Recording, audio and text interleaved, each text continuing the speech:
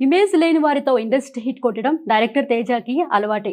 కథని హీరో చేయడం, కథలోంచి హీరోని ఎలివేట్ చేయడం director Teja trade marks.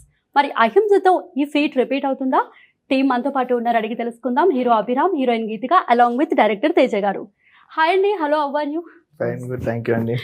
Okay, Teja గారు, అహింస అనేది బుద్ధుడు, గాంధీ గారుల సిద్ధాంతం. మాకు ట్రైలర్ చూస్తుంటే హింస ఎక్కువగా కనిపిస్తుంది. సో మీరేమైనా మెసేజ్ ఏమైనా ఇవ్వబోతున్నారా ఈ సినిమాతో? మెసేజ్ ఇవ్వాలంటే సినిమా తీయటం ఎందుకు, వాట్సాప్ మెసేజ్ ఓకే, అలా ఏం లేదు.